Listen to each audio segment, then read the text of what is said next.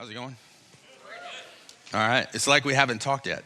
All right. So let's have the ushers come on down and let's get started here. Pray with me. God, we love you. We thank you for our church. We thank you for everything you're doing in it. We thank you for all the babies, all the children, Lord. Such a blessing to be a part of a church that's growing, literally growing up. Let us be faithful in that process as a church, and let us care for, protect, and love your children. Lord, I also just pray that you would bless the tithes and offerings, bless each gift and each giver, and be with us the rest of our time together this morning. Amen. All right. So this is Daniel chapter 4 is what we're covering today. This one's a little bit different than the last few. If you've been here every week that we've been doing this series, you've probably noticed that the recap keeps growing, and that means the sermon grows. And so maybe you're expecting a 70-minute sermon today. They keep getting longer. This one's just really, it's a little bit of a departure from the story. What we're covering in chapter 4, it's really all about Nebuchadnezzar. He has another dream, and there's all this stuff. So let me just kind of catch you up real quick and then kind of lay out the groundwork for what this looks like. So Nebuchadnezzar, if you haven't been here, Nebuchadnezzar is the king of Babylon. Babylon has taken over Israel and brought some of the leadership and some of the folks from Israel back into exile to Babylon. And Nebuchadnezzar, at this point in time, is the greatest king in the world. He has the greatest kingdom. This is the man who, he built the history, we believe through history, that he built the Hanging Gardens of Babylon. Like that's one of the ancient wonders of the world. We still know about this guy from the history books, not just the Bible. And so this is, he's a big deal. And he's built a big kingdom. And Daniel is the prophet who wrote this book. He's also the one who is going to interpret Nebuchadnezzar's dream here. And Daniel's been in exile in Babylon, and he's elevated. He's been elevated multiple times. He's now chief of the magicians, the wise men. And so he's got a really high, he's like the high priest, you know? Except here's the thing, he doesn't serve the Babylonian gods. He serves the one true God. He serves the God of the Bible. And so it's this weird thing where Daniel is faithful to God, but somehow he works in the service of a pagan king. And so you have all of this going on. And the thing with Nebuchadnezzar so far throughout the whole thing has been pride. That's been the thing. Pride has been the thing that's shown through. In chapter 1, we see it because he takes God's people, he brings them in, and he tries to get them to defile themselves and to not and to deny their God. And so you see this, him trying to do this. And look, kings are bound to be prideful.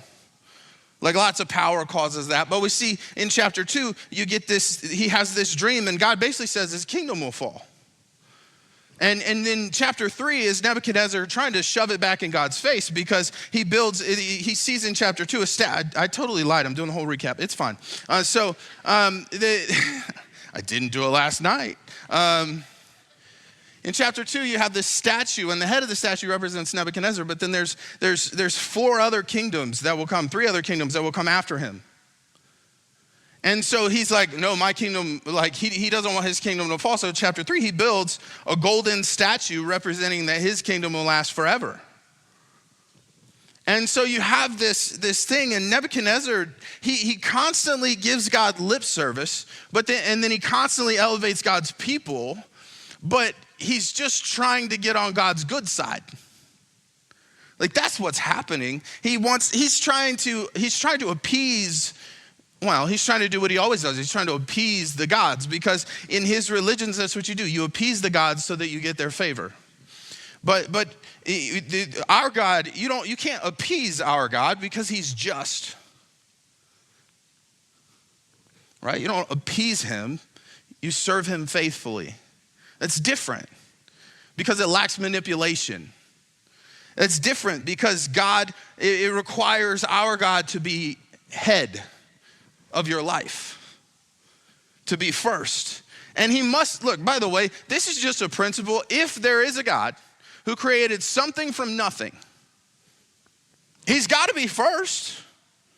He can't be anything other than first. It's not possible because he was first. There's nothing that comes before him. I'm the oldest kid in my family. I'll always be the oldest kid in my family, no matter how much my little brothers don't want me to be. Growing up, that was the thing. I was like, I'm the oldest. No, but I'll be older than you one day. No, you won't. That's not how numbers work. It's not how aging works. I will always be the oldest, which means I will always sit in the front seat, okay? Right? If mom's not there or dad's not there, that seat's mine. And if they're both there, the bench seat in the back is mine. Right? Why? I'm the oldest. If God is first, if he always was first, he always will be first, he always is first. So he must be first. And this is ultimately the lesson we're going to learn today from this is pridefulness cannot coexist with faithfulness. Because if our God is first, if he always was first and he always will be first, you can't be faithful to him and be prideful, because what pride says is, I'm captain of my own ship. I'm Lord of my own life. I'm in charge, right? And look, we've covered pride a good bit in the last 2-3 months. We've talked about it, and it just keeps coming up. And like, I just gotta let you know, honestly, if I was planning this of my own thinking, I would skip over pride for a little bit and give you all a break.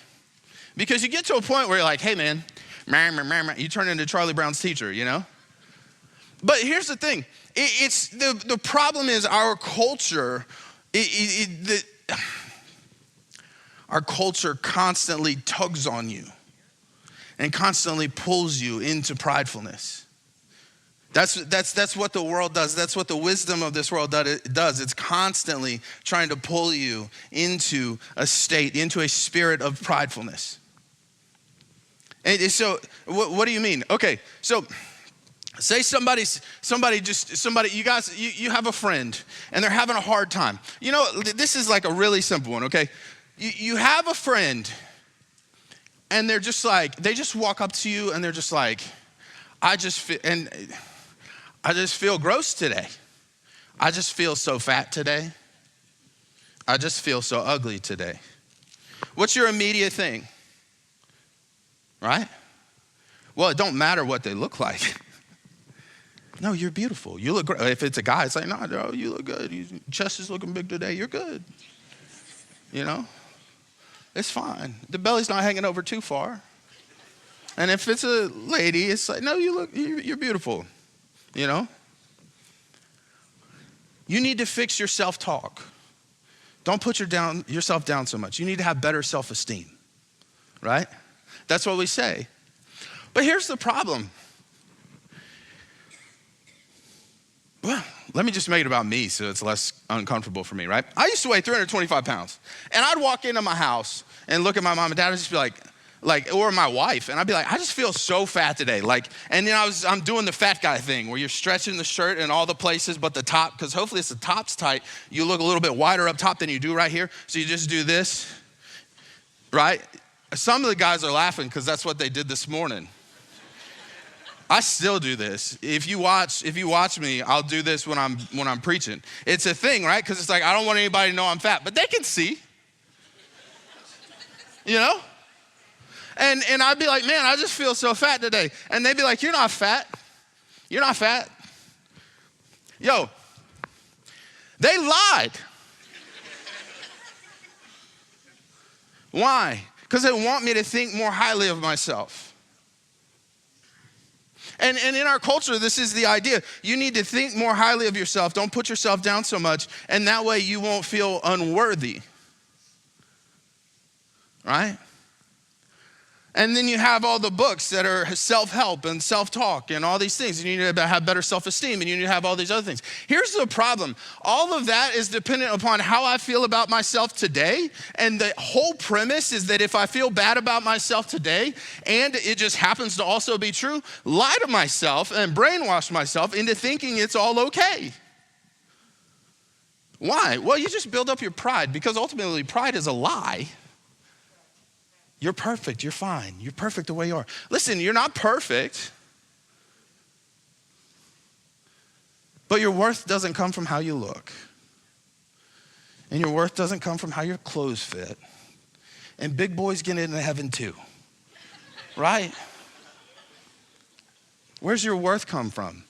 The Son of God saw fit. He loved you so much, he saw fit to die for you. This is unchanging. This is unchanging. This is true for everyone. It's just there's just only some of us who accept it. But when we accept it, what we learn is that our worth is not established by how we look. It's not established by how much money we make. It's not established by anything that we can do of our own hands. It's established by the fact that the King of Heaven took up a cross on my behalf. You see, the prideful narrative would tell you to build yourself up so that you could never be torn down. But the truth of the Bible is you will fall. You've already fallen. You'll continue to fall. But that doesn't matter because Jesus loves you. Pick yourself back up. Take up your cross again and act like him.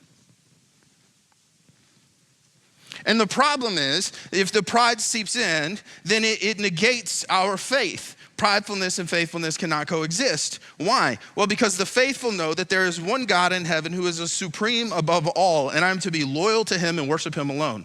Pride says, I can take care of all of this. I can handle all of this. If I could just make enough money, if I could just get big enough muscles, as though I could just have that nice car, if I could have the house, everything will be better. If I get the quartz countertops with the waterfall edge in the island, right?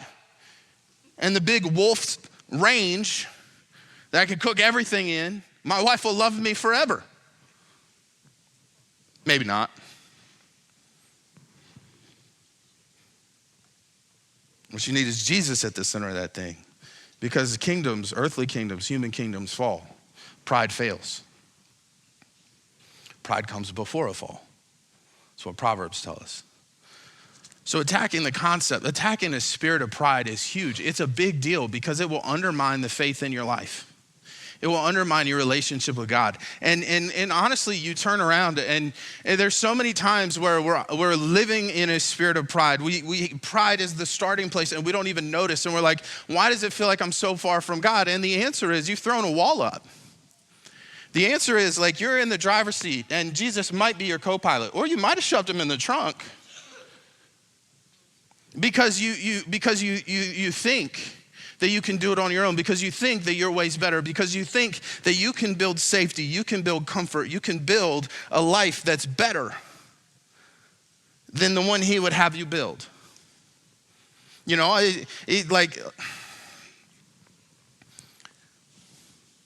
and so what we do is we walk around operating from a place of pride. We walk around operating from a place of pride and wondering where God went. And he's just right there, waiting on you to bend a knee. So, Nebuchadnezzar. I'm going to read the whole chapter all at once because honestly, breaking it up don't make any sense. It all kind of runs together, so just bear with me.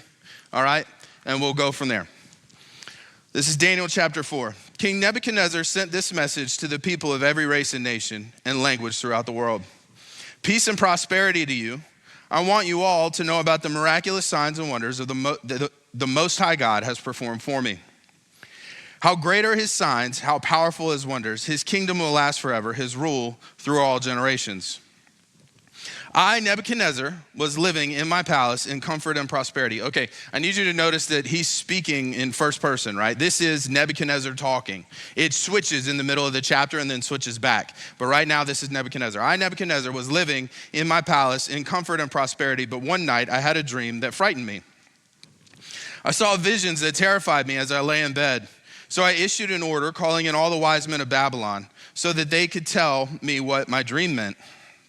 When all the magicians, enchanters, astrologers, and fortune tellers came in, I told them the dream, but they could not tell me what it meant. At last, Daniel came in before me, and I told him the dream. He was named Belteshazzar, after my God, and the spirit of the holy gods is in him. Okay, he's speaking in first person, and he's speaking in past tense, right? So we can assume that this is after the dream and after all the events that are about to be talked about. Here's the problem. He still doesn't get it. It seems that God humbles him through this process, but he still doesn't get it. He's still not faithful. He's still prideful, but God's humbled him enough to be able to use him.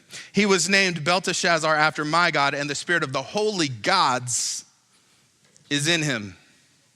So he's still not claiming the God of heaven as his own. You see, and he's still pagan, all right? But let's keep moving. I said to him, Belteshazzar, chief of the magicians, I know that the spirit of the holy gods is in you, and that no mystery is too great for you to solve. Now tell me what my dream means. While I was laying in my bed, this is what I dreamed. I saw a large tree in the middle of the earth. The tree grew very tall and strong, reaching high into the heavens for all the world to see. It had fresh green leaves, and it was loaded with fruit for all to eat. Wild animals lived in its shade, and birds nested in its branches. All the world was fed from this tree. Then as I lay there dreaming, I saw a messenger, a holy one, coming down from heaven. The messenger shouted, cut down the tree and lop off its branches. Shake off its leaves and scatter its fruit. Chase the wild animals from its shade and the birds from its branches. But leave the stump and the roots in the ground, bound with a band of iron and bronze, surrounded by tender grass. Now let him be drenched in the dew of heaven, and let him live with the wild animals among the plants of the field. For 7 periods of time, let him have the mind of a wild animal instead of the mind of a human. For this has been decreed by the messengers. It is commanded by the Holy One, so that everyone may know that the Most High rules over the kingdoms of the world. He gives them to anyone he chooses, even the lowliest of people. Stop. Okay, so pretty simple dream, right? Like you're already probably, if you're thinking about it, if you're thinking about it, you're already like, oh yeah. So Nebuchadnezzar's the tree. And for 7 periods of time, the tree's gonna get lopped off, and for 7 periods of time, he's gonna go crazy. Which, spoiler alert, that's what's coming, right? So then how come all the magicians couldn't tell him what it meant? And how come he was so confused? It's a pretty simple dream. Seems like maybe they just didn't want to tell him. Like, I'm not saying, the Bible doesn't say that they didn't want to tell him, right? But he's alarmed and terrified by the dream. And then he asks them, what does this dream mean? It's not like in chapter 2, he won't tell them what the dream is. He's like, tell me my dream and then interpret it. This one, he tells them what the dream is. And they're like, sounds weird. I don't know. Maybe ask him. And none of them can tell him. They probably just don't want to give him the bad news. And he probably doesn't want to come up with the bad news on his own. So then Daniel is called in and asked to interpret the dream. Here we go. Belteshazzar, that was the dream that I, King Nebuchadnezzar, had. Now tell me what it means, for none of the wise men of my kingdom can do so. But you can tell me because the spirit of the holy gods is in you. Upon hearing this, Daniel, also known as Belteshazzar, was overcome for a time, frightened by the meaning of the dream. Seems like nobody likes to give Nebuchadnezzar bad news. Then the king said to him, Belteshazzar, don't be alarmed by the dream and what it means. He replied, I wish the events foreshadowed in this dream would happen to your enemies, my lord, and not to you. This is like a compliment sandwich. He starts with a little flattery, right?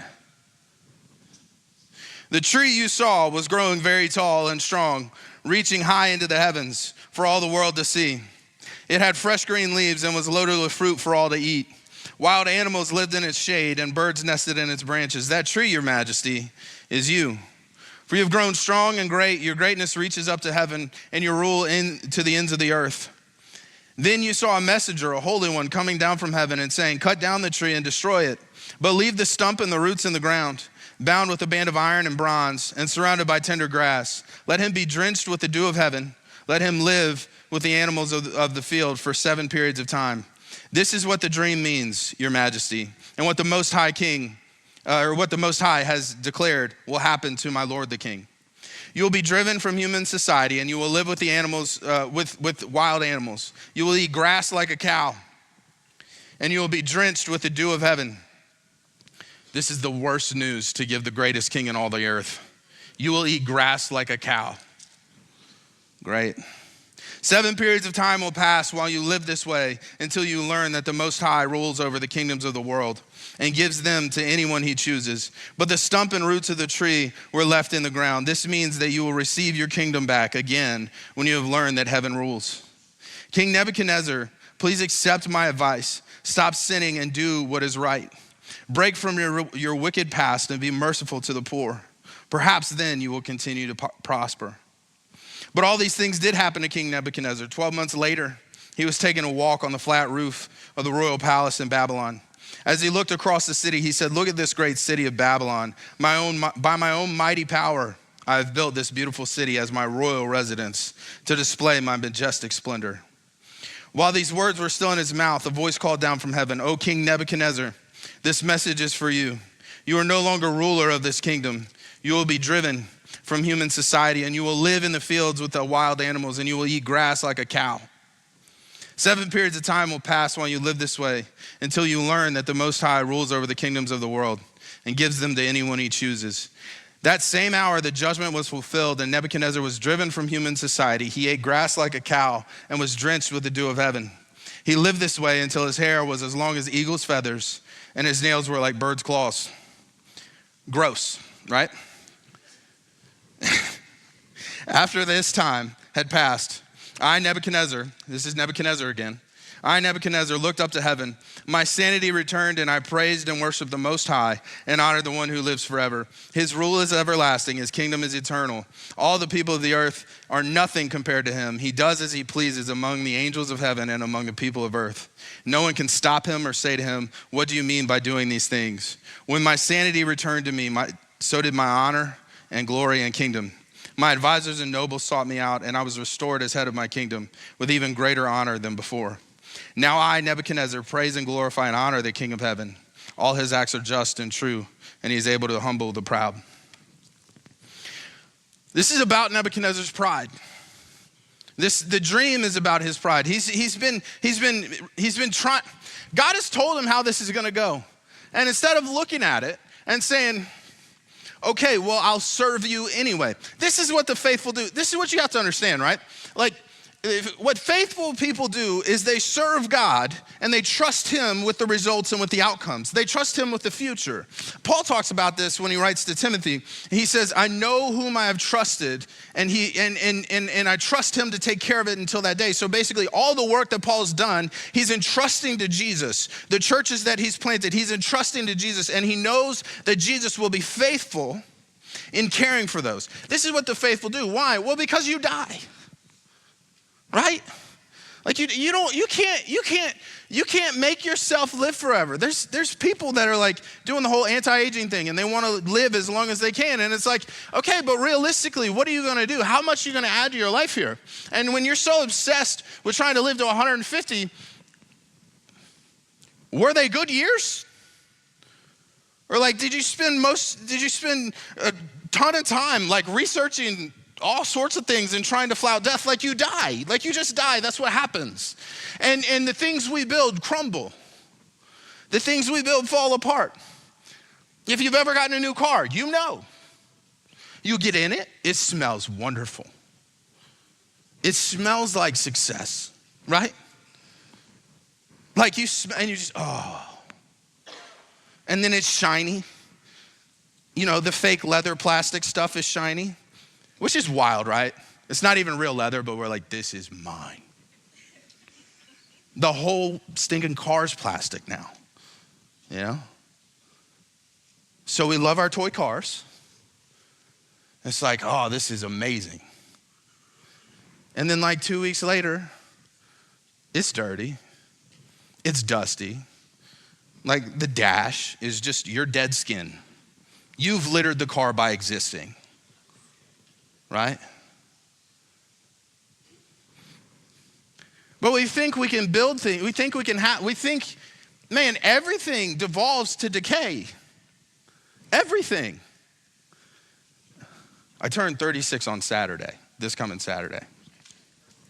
I won't be here next weekend, by the way. So I'm going to be at River. But also I'm pumped to not get happy birthday sang to me or something weird. So you'd think, I preach every Sunday, you'd think I like being the center of attention. I hate it. So but I turn 36 next Saturday. My body is devolving to decay. So we're in the process of moving. We're selling our house. We're going to build another house that's a little closer to here with my mom and dad. We're going to do the whole family compound thing, silly, whatever. But we're going to have a big garden and all the things. That's what we're doing. So I moved back in with my mom and dad. I've done the full millennial twice now. And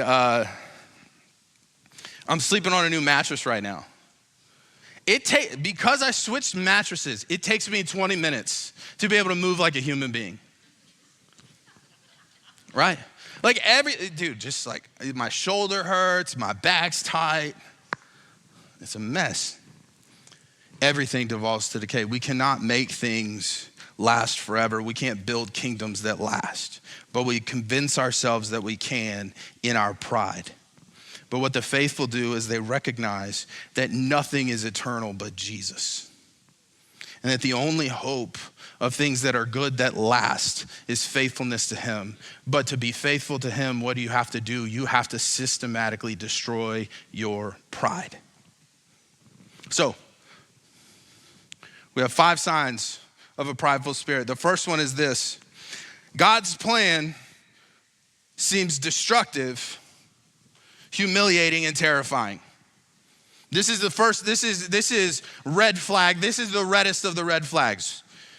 If you are living in a prideful way and God starts to reveal his plan for you, it seems to you to be destructive, humiliating, and terrifying. This is what happens to Nebuchadnezzar, because God shows Nebuchadnezzar what's going to happen to him. Why? Well, because in his pride, Nebuchadnezzar's continued to deny God, continued to subjugate his people, to continue to mistreat his people. And what God wants from Nebuchadnezzar is for Nebuchadnezzar to be a king that is an instrument of his will, not a king that is an instrument of his own will. And so what's he going to do? He's going to humble Nebuchadnezzar, because Nebuchadnezzar can't get past his pride. And as soon as Nebuchadnezzar sees the humbling that's going to take place, he's terrified. It says right here, I, Nebuchadnezzar, was living in my palace in comfort, but one night I had a dream that frightened me. I saw visions that terrified me as I lay on my bed.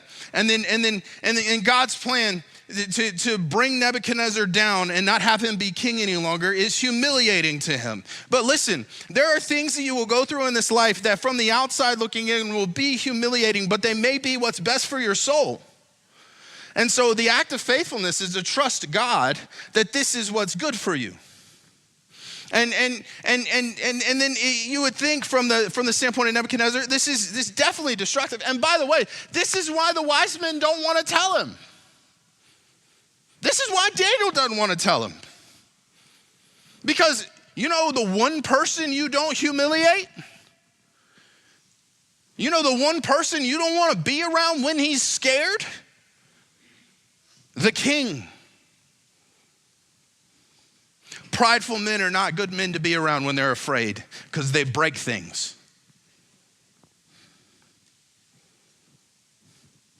And so everybody's afraid and all this stuff. And listen, like this is what pride does. It takes the will of God and makes it look bad. A few years ago, I bought these Oakley sunglasses, right? And I thought that my whole life I wanted Oakley sunglasses. And I finally had a big boy job, and I had a wife, and I had a house, and I'm like, I'm going to get these Oakley sunglasses, okay? And also, they're the only ones that fit my fat face. And so, if you got a big head, you know what I'm talking about. You put sunglasses on and they go out like this. Anyway, so I put them on and they fit. And I was like, awesome, I got them. And they have these lenses on them. And I'm walking around looking at like the earth through these lenses. And I'm like, man, it is such a beautiful day. Oh my goodness, like the greens are greener. The blues are bluer. And then I take my sunglasses off to itch my forehead. And I'm like, it's such an ugly day. Because the sunglasses made everything look like in high definition. The sunglasses changed my vision. Pride changes your vision, and all of a sudden, when you see through the lens of pride, all you see is the potential of what you can do by your own hands. But when you see through the lens of faithfulness, you see what God can actually do. But the problem is when you see through the lens of pride, you see what you can do through your own hands, and the things that God would want to do for you look bad. They look gross. They look humiliating. They look terrifying. And so the things that are actually good for you look like they're bad for you. And the things that are actually horrible for you look like they're good to you. And this is what pride does. It warps our vision. And it makes us cling to the driver's seat. And this is what Nebuchadnezzar's doing here. The next sign of a prideful spirit, you prefer flattery over the truth. Actually, I got them out of order on my paper. You deny God even though, these are the next two. You deny God even though you've seen him work. You deny God even though you've seen him work. So he says that he calls Daniel Belteshazzar. He was named after my God. He's claiming ownership over Daniel. Even after all of this has happened, even after all of that, you would think after he's seen God work all of these times, he saw God show up in the fiery furnace. He saw Shadrach, Meshach, and Abednego walk out. The only thing that burned on Shadrach, Meshach, and Abednego was the ropes he put on them. He's seen Daniel interpret dreams and do God's work and serve him and have wisdom and knowledge that he couldn't understand. You would think after he's seen all of this, he would at the very least call Daniel by the name that he was given. He would have at the very least called Daniel, which means God is my judge. Yahweh is my judge, right? Like he would at least do that. But no, he still claims ownership over Daniel by calling him by the name he gave him.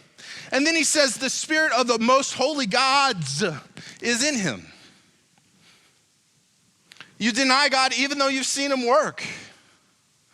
Like we do this. We do this all the time. You'll see, there, one of the things inside the church that's most infuriating is like people will pray and they'll pray for an outcome. And they'll pray for a miracle. And like you pray for, you pray for somebody who's sick. You want them to get well. And then they do get well. Because they go to the doctor and the doctor gives them medicine and they get well. Or they had cancer, they do the surgery, they get it all out and then everything's better. All of these things that you pray for them. And then instead of that bolstering your faithfulness, in your intellectual pride, you go, well, I know why that happened. God didn't have very much to do with it, and you explain away the healing they received. So you deny the work of God. Listen, just because humans were involved and it wasn't like all better, doesn't mean God wasn't at work. But we do this all the time where we deny him, we deny his goodness, we deny his the gifts that he gives us. We deny him the credit, even though we've seen him work. That's crazy. Yeah. My mom always said something the other day. It's hilarious. My parents were on a trip, and she's been living with them. And they were going to come back a day later than they had planned. And she's like, her world's reduced to like the immediate family, right? And so she's missing them. She's like middle school girl, hasn't seen her boyfriend in a week, missing them. You know what I mean? Like, when are they coming back? When are they coming back? When's Michael get home? When's Michael get home? Every day, right? And then I tell her that night, they're coming back the next day because flights and late and all the delays. And, well, when were they gonna tell me? And she goes, I'm 83 years old. At 83 years old, every day's a gift. And they just keep wasting them.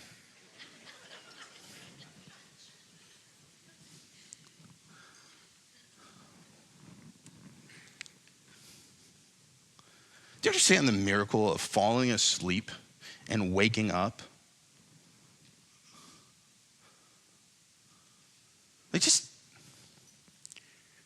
The complexity of that. Your brain rests, but your body still breathes. And if you think about it too long, you'll start thinking about breathing and it'll screw up the rest of your time here.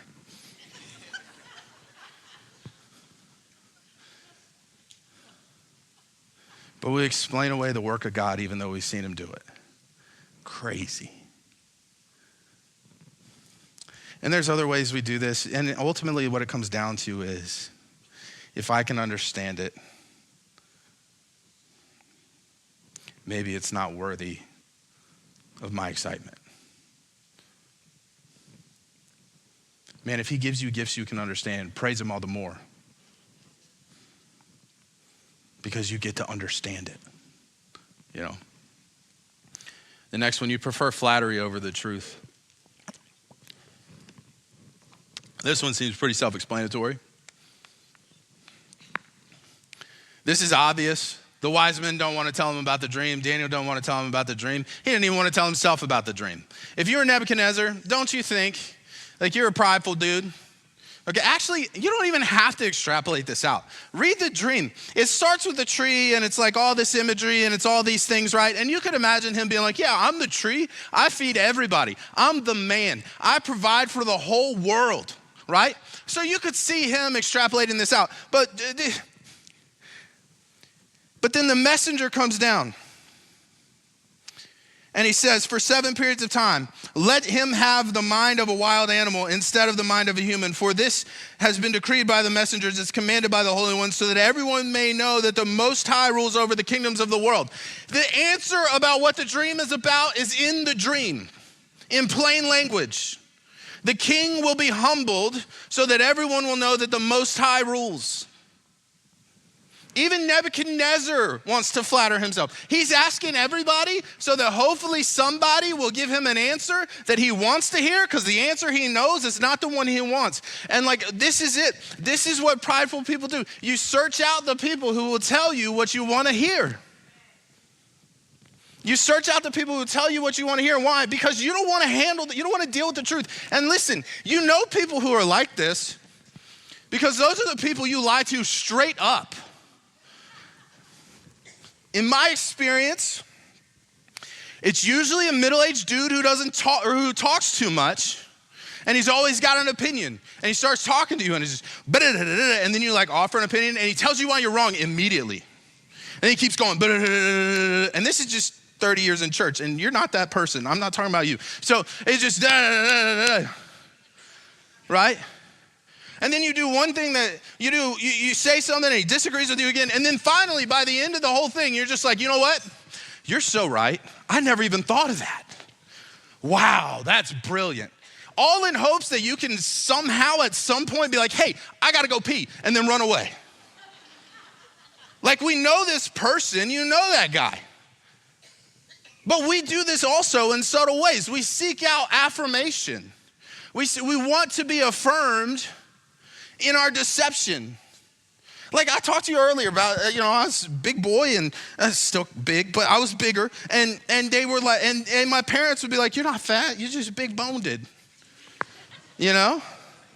Like stuff like that. And then, to be honest with you, there were times where I'd be like, man, I feel so fat, just so that I could hear you're not fat. Even though I just looked at the mirror,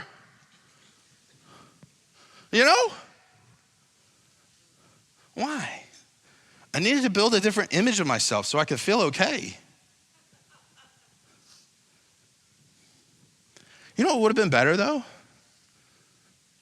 Like putting the zebra cake down, that would have been better. But take that to the spiritual place, If you constantly have people telling you how good you are, and you don't bow your knee to pray, you constantly have people telling you like, oh, you got control of it, and you don't submit to God? Like, what's better, thinking everything's okay or going to the one who makes it okay? Like, the truth is, pride allows us to live in good feelings for a time. But faithfulness confronts what's actually wrong and then takes us to the one who has the solution. And here's the other thing that's true. Pride lets you live in good feelings for a time. Nebuchadnezzar got 12 months. And then he was eating grass like a cow. Pride comes before a fall. And you can brainwash yourself all day into thinking that the humiliation isn't coming. But if you build your life in your own power, by your own strength, and deny God in the process, humiliation's coming one day. And you better pray that it comes in this life, because if it comes in the next, that's bad. Sign number 4. You ignore what God asks of you because you don't like it. This is where we start getting into the subtle Christian things, right? This is in the Bible study. I feel like God might be leading me to this, but it just doesn't make sense. It just doesn't make sense. It just doesn't make sense, or I just don't know, or I just don't understand, or I'm going to take more time to discern, or I'm going to pray over it a little longer. This is all Christianese for. God's asking something of me that I don't like and that's going to be costly, so I'm not gonna.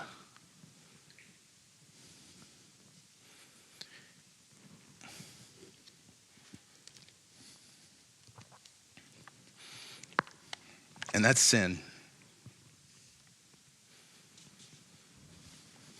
Faithfulness. If we live in a world if we live in a world that's fallen, and we know that the world's fallen, but we allow ourselves to believe the lies that everything about our faith will just come up gumballs and rainbows and sunshine, then when God asks of us sacrifice, when God asks of us things that are hard, when God puts us into hard places and he's testing our faith, and we deny that and we walk away from it. Why? Well, because I don't like it. I'm gonna go find the easy way out. That's sin. Like, that's sin. He's put in front of you something for you to do. He's put in front of you something hard. He's put these things in front of you because we know that the testing of our faith produces perseverance.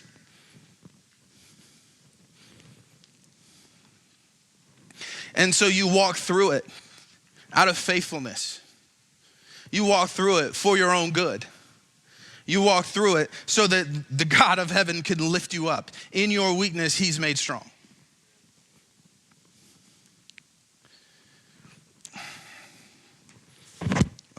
Oops. So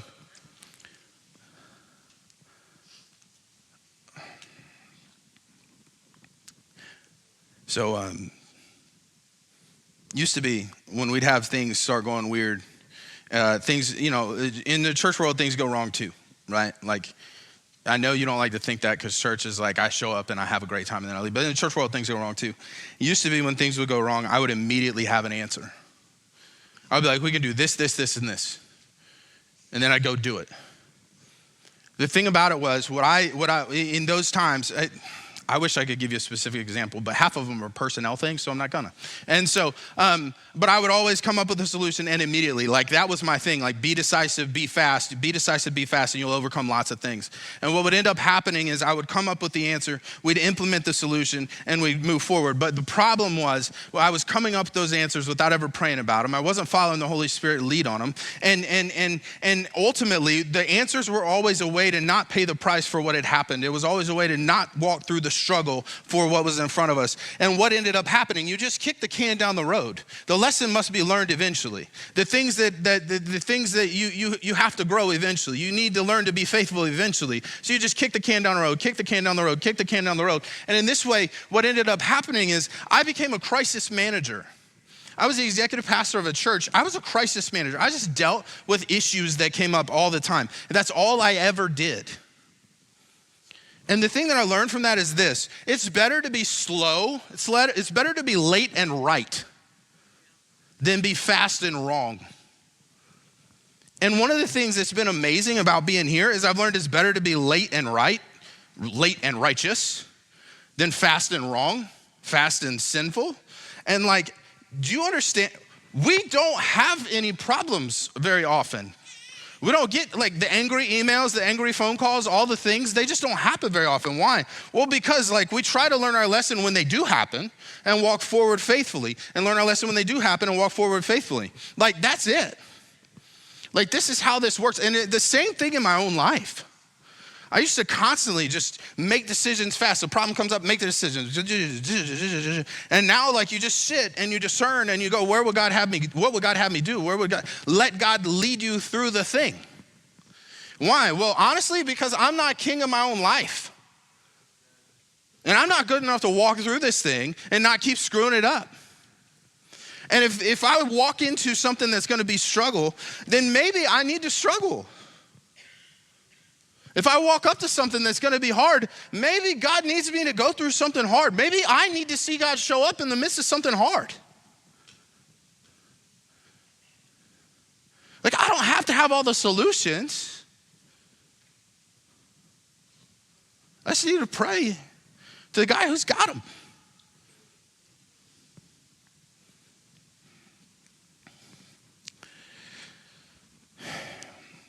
Nebuchadnezzar ignored God for 12 months. And on the day when he lost his mind, he's walking on the palace. He's walking on the roof of the palace. He's looking out over the city. He says, look at what I've done by my own hands. The last sign that we have of a prideful spirit today, there's plenty more, but the last one we have today is you glory in what you've done rather than thank him for what he's done. Look at what I've done.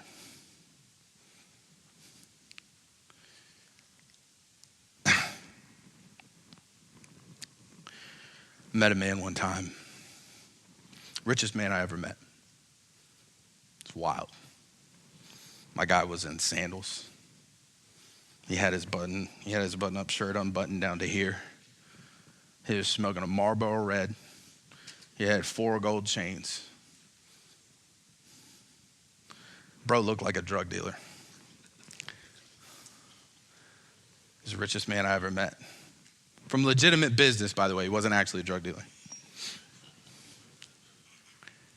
I've heard legends of this man's house. I've heard legends of how much money he made. I worked in the company he built. One of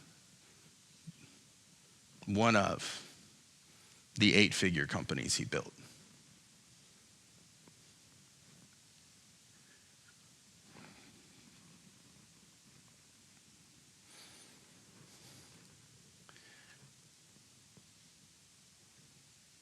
People are impressed with the accomplishments. People are impressed with what he was able to build.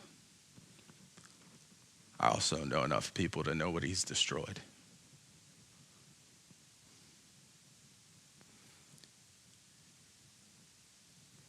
When you glory in the work of your own hands, you stack up accomplishments. That's possible to do outside of God's will. It's possible to find success outside of God's will. It's possible to gain riches and glory outside of God's will. For me to say that that's not possible would be untrue. Read a history book.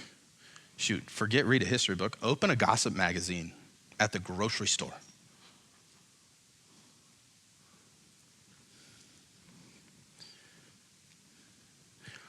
What's all that worth if your kids hate you?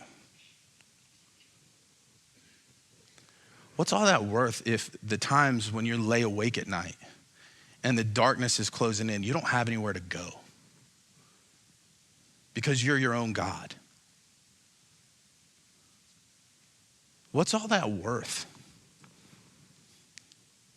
if your 3 wives hate you, 2 exes, 1 current? What's all that worth when you turn 85 and you realize you don't get to take it with you. It's all gonna go away. What our world, what our culture, what the wisdom of this world tells you to do is to rack up accomplishments. Rack up degrees, rack up accomplishments, get more letters behind your name. Get more zeros in your retirement. And listen, none of these things are bad in and of themselves. But if you accomplish them at the expense of people and at the expense of your faith, all you have is the work of your hands, and it will crumble. And the friends you think you have, they're not your friends. They will betray you. Why? Because they've watched you betray everyone else to gain more accomplishments. And maybe he'll reach out to you. But will you even know what his voice sounds like anymore? Or will you just be terrified from hearing it? Because at some point, you desire your own will so much that God's voice sounds like the darkness. And at some point, you desire your will so much that even when God slaps you awake, humbles you, and gets you to your knees, you still will not glorify him as Lord of your life. That's Nebuchadnezzar here. He glories in the work of his hands, not in what God has done. He's then humbled for 7 years, 7 periods of time. 7 periods of time. He's humbled. He eats grass in the field. He loses his kingdom. He regains his kingdom. And he regains his sanity. And he gives glory to God. But in his retelling of the story, he still does not call God the one true God.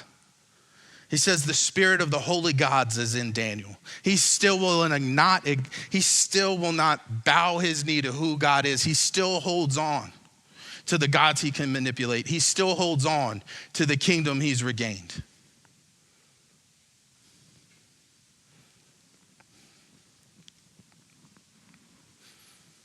And here's the problem. Nebuchadnezzar, the last point is this: you have to humble yourself or you will be humbled. And here's the problem with Nebuchadnezzar. He gets humbled in life and his pride is so strong, he still will not honor God as the one true God. Which means in death, he will be humbled all the more. Eternal humiliation.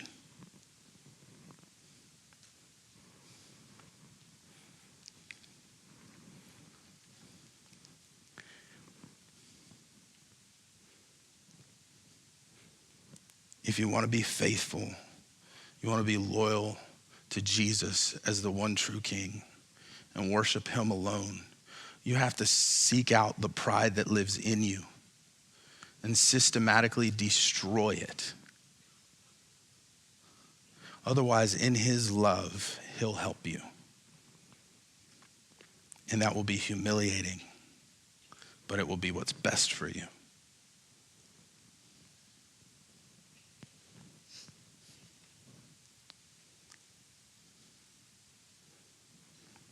It's probably better to just go ahead and start working on it now, you know? Let's pray.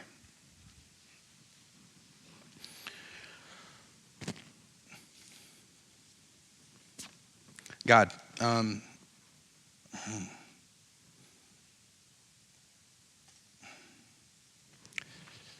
open our eyes to the place that pride has a foothold in our lives, because if it's got a foothold, it can grow.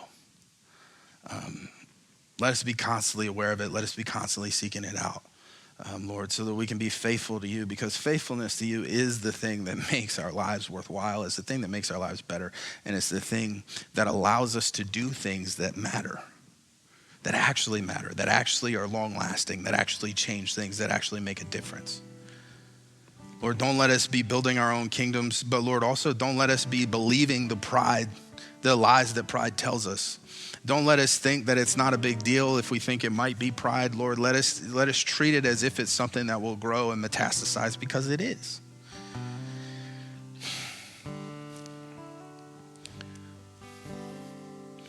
Open our eyes to the pride that has a foothold in our lives. And then open our hearts to your word and your spirit, so that we can make a change, so that we can make things better, so that we can get rid of it, and so that we can recognize that faithfulness to you is actually the thing that we need. We love you and we thank you. Amen.